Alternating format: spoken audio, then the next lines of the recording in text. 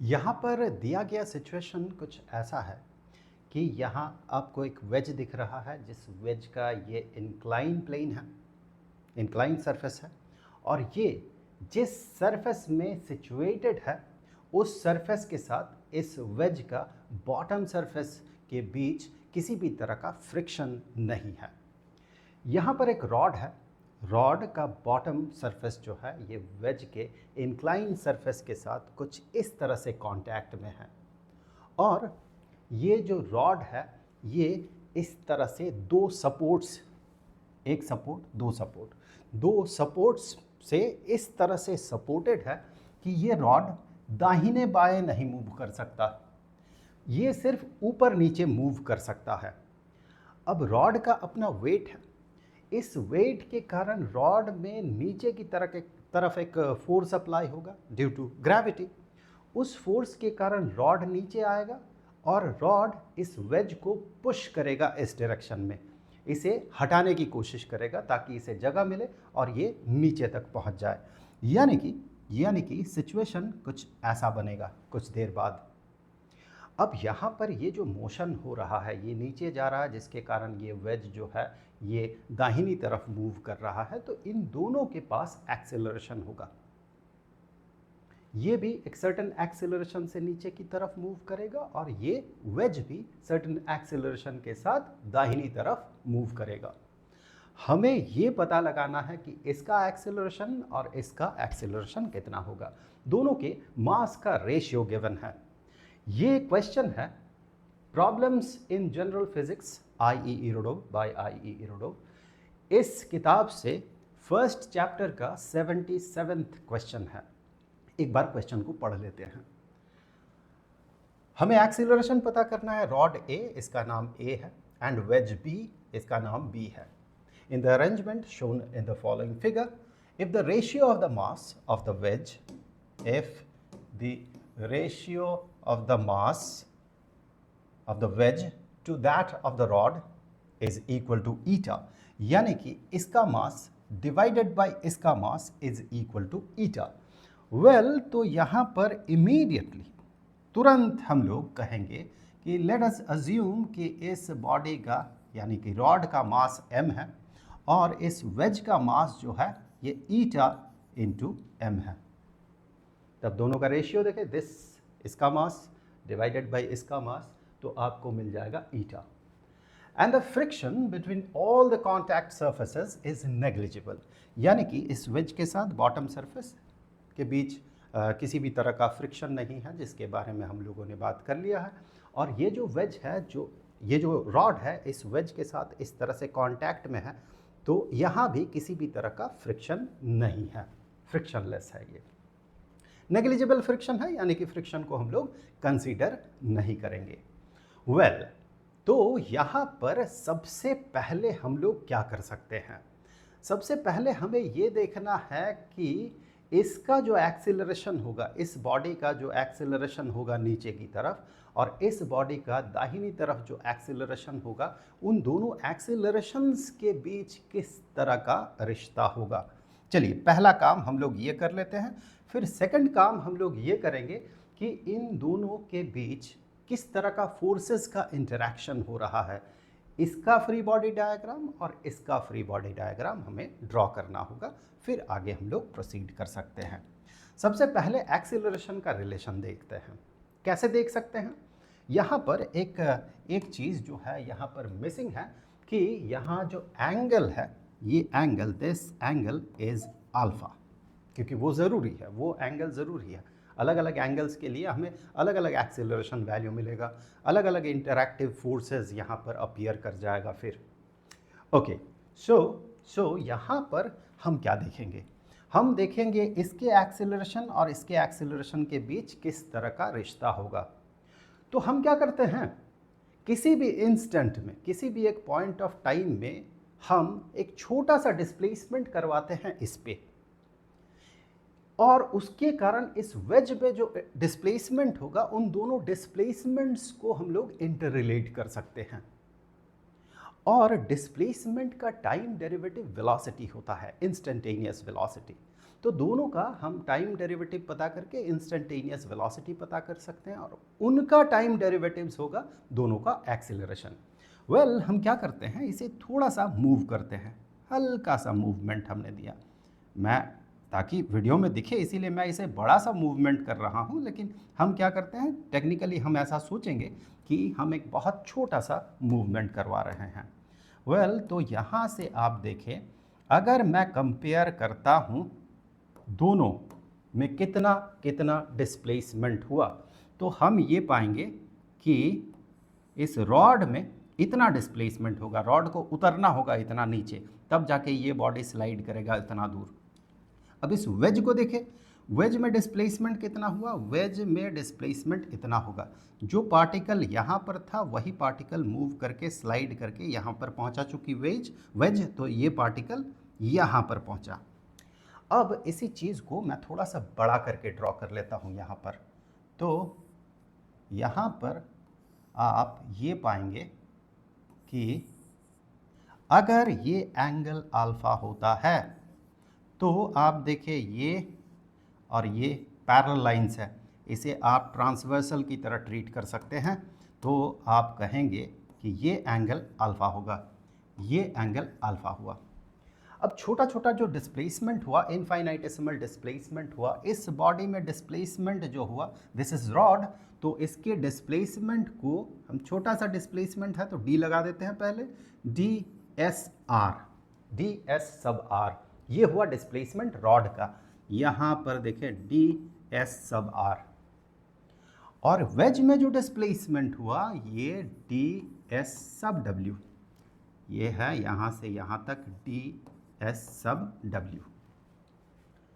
अब ये जो इवेंट हुआ, ये बॉडी यहाँ से यहाँ तक पहुँचा, ये वेज यहाँ इतना डिस्प्लेस्ड हुआ, लेट अस से ये इवेंट डी टी बहुत छोटे समय में हुआ, तो डी टी टाइम में हुआ, तो हम यहाँ से ये कह सकते हैं, पहले तो इन दोनों को अगर इंटर रिलेट करते हैं हम लोग, तो ये जो राइट ट्राइंगल है ये एंगल अल्फ़ा है, तो ये अपोजिट साइड, ये एडजेसेंट साइड, तो हम यहाँ पर टेंजेंट ऑफ अल्फ़ा से इन दोनों को इंटर रिलेट कर सकते हैं। Tangent of alpha is equal to D S sub R divided by D S sub W. This one divided by this one is equal to tangent of alpha. Well, तो यहाँ से हम लोग ये कह सकते हैं कि this thing DSR is equal to tangent of alpha into DSW. अब ये जो इवेंट है, ये इवेंट dt समय में हुआ, तो हम लोग दोनों साइड में dt से डिवाइड कर सकते हैं, दोनों साइड्स को, तो इसे हम dt से डिवाइड करेंगे और इसे भी dt से डिवाइड करेंगे। सो DSR डिवाइडेड बाय dt, यहाँ पर मैं डिवाइडेड बाय कह रहा हूँ क्योंकि हम डिफरेंशिएशन परफॉर्म नहीं कर रहे हैं बल्कि हम डिवाइड कर रहे हैं, तो हम ये कह सकते हैं इस पॉइंट ऑफ टाइम में DSR डिवाइडेड बाय dt, क्योंकि हम जो इवेंट परफॉर्म कर रहे हैं मैथमेटिकल मुझे कहना चाहिए जो मैथमेटिकल अप्रोच हम ले रहे हैं, हम डिवाइड कर रहे हैं इसे। सो tangent of alpha into DSW divided by dt। अब आप यहाँ पर देखें कि अब अल्फ़ा तो टाइम इंडिपेंडेंट है और यहाँ पर आपको मिल जाएगा रॉड का वेलोसिटी, इंस्टेंटेनियस वेलोसिटी, यहाँ पर आपको मिल जाएगा वेज का इंस्टेंटेनियस वेलोसिटी, क्योंकि s जो है, s से हम लोग डिस्प्लेसमेंट को रिप्रेजेंट कर रहे हैं। सो डिस्प्लेसमेंट का टाइम डेरिवेटिव वेलोसिटी, यहाँ पर भी डिस्प्लेसमेंट का टाइम डेरिवेटिव वेलोसिटी। ओके, तो ये रॉड का वेलोसिटी हो गया instantaneous velocity. So v sub r is equal to tangent of alpha v sub w, यानी वेज का वेलोसिटी। अब यहाँ से आप अगर इसका भी टाइम डेरिवेटिव लेते हैं, अब हम लोग डिफरेंशिएट कर रहे हैं, टाइम डेरिवेटिव अगर दोनों का लेते हैं तो मैं कहूँगा dvr dt, इस बार मैं डिवाइडेड बाय नहीं कह रहा हूँ, this is dvr dt is equal to, अब इसे इसका टाइम डेरिवेटिव अगर देखें, ये तो टाइम इंडिपेंडेंट टर्म है, अल्फा टाइम डिपेंडेंट नहीं हो रहा, समय के साथ साथ ये एंगल चेंज नहीं हो रहा, that is a fixed angle, so that's why that is time independent. तो डिफ्रेंसिएशन के बाहर ले जा सकते हैं हम लोग इसे, और D V W D T and this is acceleration of rod is equal to tangent of alpha into tangent of alpha into acceleration of the wedge. Okay okay, so जब हम लोग प्रॉब्लम को सॉल्व करते हैं उस समय इतना सारा चीज़ हम नहीं करते हैं, हम सिर्फ डिस्प्लेसमेंट का रेशियो देख लेते हैं। यहाँ पर अगर डिस्प्लेसमेंट दोनों ऑब्जेक्ट्स का डिस्प्लेसमेंट का रेशियो इतना होगा तो इंस्टेंटेनियस वेलोसिटी का भी रेशियो इतना ही होता है, because that is a constant, that is a time independent function. So वहाँ पर हमें इंस्टेंटेनियस वेलोसिटीज़ का भी रेशियो यही मिलेगा और इंस्टेंटेनियस एक्सीलरेशन का भी रेशियो यही मिलेगा। अब देखिए वही मिल रहा है, अब कुछ देर सोचे तो आपको समझ में आएगा, एग्जैक्टली वही रेशियो मिलेगा एक्सीलरेशंस का भी। Acceleration of rod divided by acceleration of wedge is equal to tangent of alpha. Displacement in rod divided by displacement in wedge is equal to tangent of alpha. Velocity of rod divided by velocity of wedge is equal to tangent of alpha. Okay. So this relation, ये relation हमारे लिए फ़ायदेमंद है। So इसे मैं बक्से में रख लेता हूँ। So acceleration का relation हमें यहाँ पर मिल गया। अब हमें क्या करना है, जो इंटरैक्टिव फोर्सेस है इसके और इसके बीच जो फोर्स का इंटरैक्शन हो रहा है वो किस तरह से हो रहा होगा। दो सरफेसेस, दो बॉडीज जो कांटेक्ट में है उनके बीच फोर्सेस का जो इंटरैक्शन होता है वो नॉर्मल टू द सरफेस होता है। तो यहाँ पर ये बॉडी अपने वेट के कारण किसी भी तरह से किसी भी डायरेक्शन में फोर्स लगाएं, ये बॉडी जो फोर्स ट्रांसफ़र करेगा इस बॉडी में, या कहें फोर्सेस का इंटरैक्शन होगा, जो मोमेंटम का ट्रांसफ़र होगा जिसके कारण फोर्स अपीयर करेगा, मोमेंटम का ट्रांसफ़र जो है ये सरफेस पे नॉर्मली होता है। तो यहाँ से हम सिंपली ये कह सकते हैं, कि लेट अस अज्यूम कि ये वेज जो है इस रॉड पे नॉर्मली इस डायरेक्शन में ऑब्वियसली नॉर्मली फोर्स लगाएगा इस सरफेस पे। सो नॉर्मली फोर्स लगा रहा इस डायरेक्शन में, हमने इसे नाम दे दिया लेट से हम इसे नॉर्मल रिएक्शन R से रिप्रेजेंट कर रहे हैं। न्यूटन्स थर्ड लॉ से हम ये कह सकते हैं कि वेज अगर इस पे R फोर्स लगा रहा हो तो फिर ये रॉड भी इस वेज पे R फोर्स लगाएगा। लेकिन उसका डायरेक्शन जो है अपोजिट होगा। अब की बार हमें जो फोर्स मिल रहा है जो कि रॉड लगा रहा है, रॉड इस वेज पे लगा रहा है इस डायरेक्शन में, और उसका भी मैग्नीट्यूड R ही होगा। अब दोनों का फ्री बॉडी डायग्राम देखते हैं। अब यहाँ पर ये बॉडी, इसे मैं कॉपी कर लेता हूँ, इस बॉडी का फ्री बॉडी डायग्राम। इस बॉडी का फ्री बॉडी डायग्राम, तो इस बॉडी पे एक फोर्स जो लग रहा है, जैसे कि हमने थोड़ी देर पहले ड्रॉ किया, इस पे एक फोर्स लग रहा है इधर नॉर्मल रिएक्शन जो कि वेज लगा रहा है R, और इस पे एक mg, इसका जो वेट है, इसका वेट ठीक नीचे की तरफ लगेगा। इसका वेट जो है ठीक एग्जैक्टली नीचे की तरफ लग रहा है, तो मैं ये वाला कलर ले लेता हूँ। वेट जो है इसका mg इस डायरेक्शन में लग रहा है, दैट इज इसका mass m into acceleration due to gravity. अब देखिए ये जो mg है नीचे की तरफ है। अब अगर आप r को देखें, r को दो कंपोनेंट्स में हमें स्प्लिट करना होगा। एक तो वर्टिकल कंपोनेंट जो कि mg का असर को थोड़ा कम करेगा। ये रॉड ऑब्वियसली, ये रॉड अगर फ्री होता, नीचे वेज ना होता, तो जिस एक्सीलरेशन से गिरता, जितना फोर्स एप्लीकेबल फोर्स इस पे लगता वो mg होता, और mg इसे g एक्सीलरेशन से नीचे गिरा देता। लेकिन ये जो वेज है, वेज जो नॉर्मल रिएक्शन अप्लाई कर रहा है, उसका एक कंपोनेंट जो कि वर्टिकली ऊपर की तरफ है जो कि mg के असर को कम करेगा। यहाँ से इस का कंपोनेंट अगर आप देखें तो कंपोनेंट कुछ इस तरह से बनेगा, और अगर हम लोग यहाँ से एंगल देखें तो एक हॉरिजॉन्टल कंपोनेंट भी होगा। हॉरिजॉन्टल कंपोनेंट कुछ इस तरह से होगा। अब हॉरिजॉन्टल कंपोनेंट का काम क्या है? हॉरिजॉन्टल कंपोनेंट इसे पुश करने की कोशिश करेगा इस डायरेक्शन में, बट ये सपोर्ट से सपोर्टेड है, जिसके कारण ये इधर मूव नहीं कर सकता।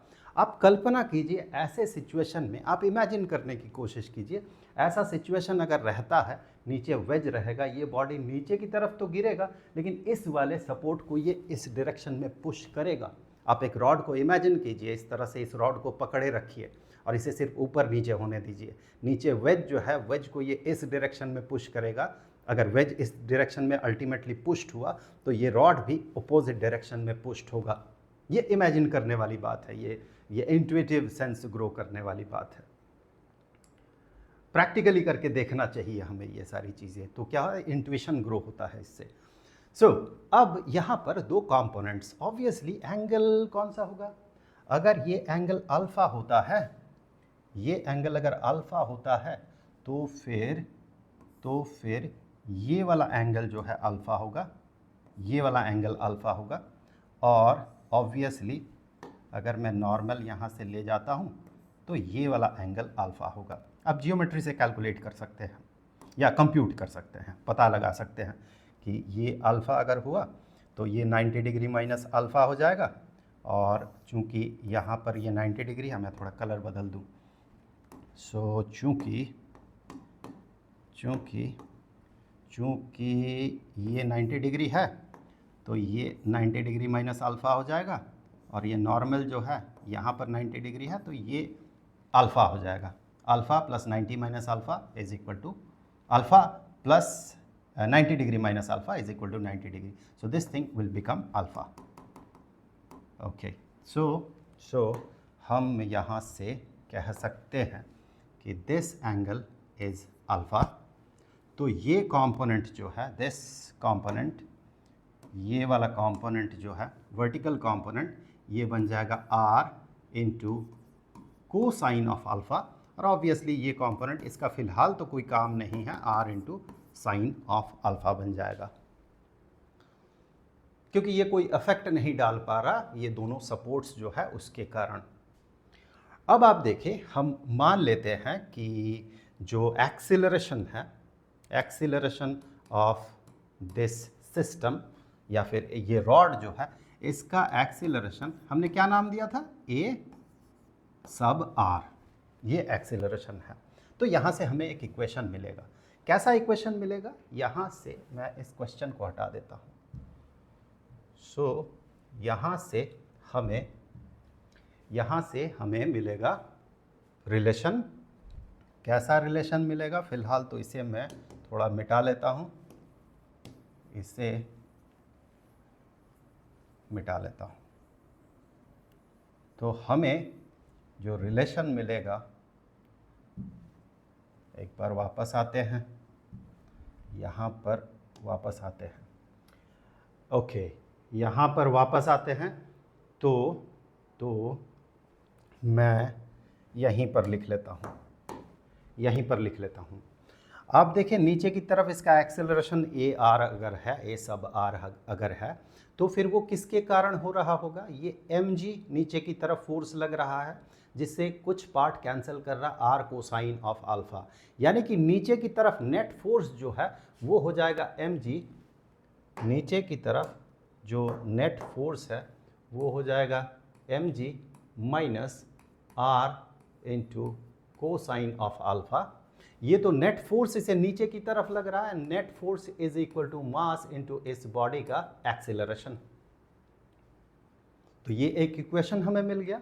अब दूसरा इक्वेशन हमें इस वेज के फ्री बॉडी डायग्राम से मिलेगा। इस वेज का अगर हम फ्री बॉडी डायग्राम देखें यहाँ पर, तो हम क्या पाएंगे कि इस पे एक फोर्स इस डायरेक्शन में एक्ट कर रहा है। नॉर्मल जो फोर्स ये वेज इस पे लगा रहा है आर, जिसे हमने पहले ही पता लगाया आर। अब आप देखिए, इसका एक कंपोनेंट डाउनवर्ड्स होगा, एक कंपोनेंट इसका नीचे की तरफ होगा, और एक कंपोनेंट आपको हॉराइजेंटली मिलेगा। तो आप यहाँ पर अगर ये एंगल अल्फ़ा होता है तो आप ये पाएंगे, ये एंगल अगर अल्फ़ा हुआ तो फिर ये एंगल 90 डिग्री माइनस अल्फ़ा होगा, हेंस ये वाला एंगल अल्फ़ा हो जाएगा। So this angle is alpha. यानी कि नीचे की तरफ ये r का जो कंपोनेंट बनेगा ये r into cosine of alpha, और दाहिनी तरफ जो कंपोनेंट बन रहा है हॉरिजॉन्टल कंपोनेंट, ये हो गया r into sine of alpha. अब r into cosine of alpha का काम क्या है कि इसका अपना मास होगा mg, जो कि नीचे की तरफ लगेगा ऑब्वियसली। चूंकि फ्रिक्शन नहीं है तो उसे मैं कंसीडर नहीं करूंगा कि कोई काम का है नहीं फिलहाल। फ्रिक्शन अगर रहता, यहाँ पर फ्रिक्शन अगर रहता तो वो जो वेट है वो वेट अल्टीमेटली कुछ हद तक फ्रिक्शन क्रिएट करता, और उस फ्रिक्शन को हमें इसके एक्सेलरेशन कंप्यूट करने के लिए उस फ्रिक्शन की ज़रूरत होती है, उसके वैल्यू की ज़रूरत होती है। तो उसे मैं कंसिडर नहीं कर रहा हूँ, इसीलिए मैं इसका mass into acceleration due to gravity, नीचे की तरफ जो ग्रेविटेशनल फोर्स लग रहा है उसे मैं कंसिडर नहीं कर रहा हूँ। ये r into cosine of theta उसी mg को थोड़ा बढ़ाएगा, mg plus r into cosine of alpha ये नीचे की तरफ लगेगा। दैट मीन ये बॉडी उतना नीचे वाला सरफेस को पुश करेगा। सो फ्रिक्शन होता इस सरफेस के और इसके बॉटम सरफेस के बीच, तो हमें वो कंसिडर करना पड़ता। यहाँ पर फ्रिक्शन है नहीं तो इसका फिलहाल तो कोई रोल है नहीं। ये जो फोर्स है, फोर्स का ये जो कंपोनेंट है r साइन ऑफ अल्फा, यही कंपोनेंट रेस्पॉन्सिबल है इस बॉडी को इस डायरेक्शन में एक्सीलरेशन प्रोवाइड करने के लिए। अब अगर मैं इक्वेशन बनाता हूं तो मैं कहूंगा एक फोर्स इस पे लगा r into sine of alpha, जिसके कारण इसका की मास है ईटा इंटू एम, इस मास को a सब w इतना एक्सीलरेशन मिला। Mass into acceleration is equal to force, force इस पे लगा r into sine of alpha. तो फ्री बॉडी डायग्राम कंप्लीट हो गया, इक्वेशन हमें मिल गया। तो फिर इसका फिलहाल कोई काम नहीं है, इसे मैं दूसरे पेज में भेज दे रहा हूं।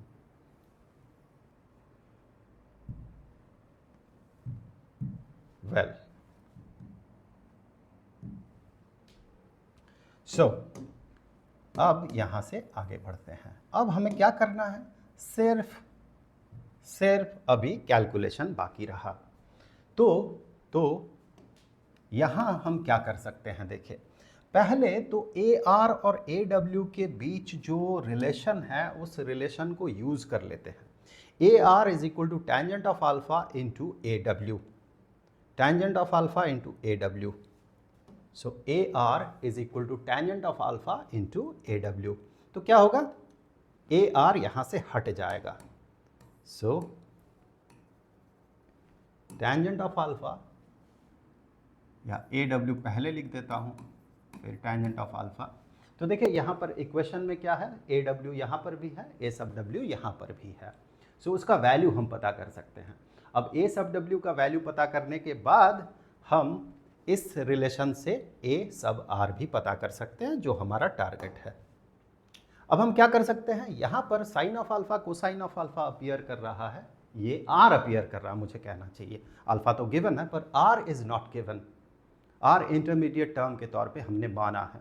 हाँ, वो एग्जिस्ट करता है, लेकिन उसका वैल्यू कितना है वी डोंट नो, और हमें वो पता नहीं करना है यहाँ पर। तो इसे हम कैंसिल आउट कर देंगे, इसे हटाने की कोशिश करेंगे। कैसे हटा सकते हैं हम, अगर पहले इक्वेशन को हम साइन ऑफ अल्फा से मल्टीप्लाई कर देते हैं तो यहाँ पर साइन ऑफ अल्फा आ जाएगा। अगर दूसरे इक्वेशन को कोसाइन ऑफ अल्फा से मल्टीप्लाई कर देते हैं तो यहाँ कोसाइन ऑफ अल्फा मिल जाएगा, और ये टर्म कैंसिल आउट हो जाएगा। सो हमारा नेक्स्ट टारगेट है दोनों इक्वेशन को साइन ऑफ अल्फा, पहले इक्वेशन को साइन ऑफ अल्फा से मल्टीप्लाई करना, यानी mg into sine of alpha minus r into cosine of alpha into sine of alpha is equal to m a sub w tangent of alpha sine of alpha.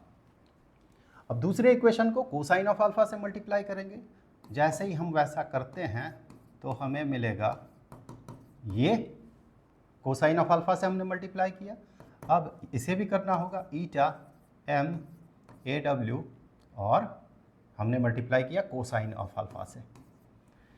अब दोनों equation, ये जो दो equations मिला, इन दोनों को जब हम ऐड कर देते हैं, इन दोनों को जैसे ही हम जोड़ देते हैं तो आप ये पाएंगे कि ये जो है ये कैंसिल हो जाएगा और अल्टीमेटली हमें मिलेगा mg into sine of alpha is equal to this one plus this one. तो यहाँ से aw और m जो है कॉमन ले लेते हैं। सो m इंटू aw कॉमन हो गया, दोनों को जोड़ना होगा हमें, और हमें यहाँ से मिला tangent of alpha sine of alpha, और यहाँ से हमें मिला plus eta into cosine of alpha, eta into cosine of alpha. आप यहाँ m और m को हटा सकते हैं और हमें पता करना है aw, तो हम यहाँ से कह सकते हैं कि aw is equal to g sine alpha, g sine alpha divided by tangent of alpha, tangent of alpha sine of alpha plus eta cosine of alpha. Well, अगर इसका आंसर देखते हैं, आप इस किताब में इसका आंसर देखते हैं तो न्यूमरेटर में सिर्फ g एग्जिस्ट कर रहा है, यानी कि न्यूमरेटर डिनोमिनेटर को हम साइन ऑफ अल्फा से हमें डिवाइड करना होगा, तब जाके वो फॉर्म मिलेगा। ये भी सही है, ये एक्सप्रेशन दूसरे तरीके से रिप्रेजेंटेड है जब आप आंसर देखेंगे इसका। तो न्यूमरेटर डिनोमिनेटर को साइन ऑफ अल्फा से हम डिवाइड कर देते हैं। जब हम ऐसा करेंगे न्यूमरेटर डिनोमिनेटर को, तो हम न्यूमरेटर में हमें g मिलेगा। अब साइन ऑफ अल्फा से डिवाइड करना होगा इसे भी डिनोमिनेटर को, यानी यहाँ से साइन ऑफ अल्फा वैनिश कर जाएगा और बचा हुआ रहेगा टेंजेंट ऑफ अल्फा, और प्लस बचा हुआ रहेगा n या eta into cosine of alpha divided by sine of alpha is equal to cotangent of alpha.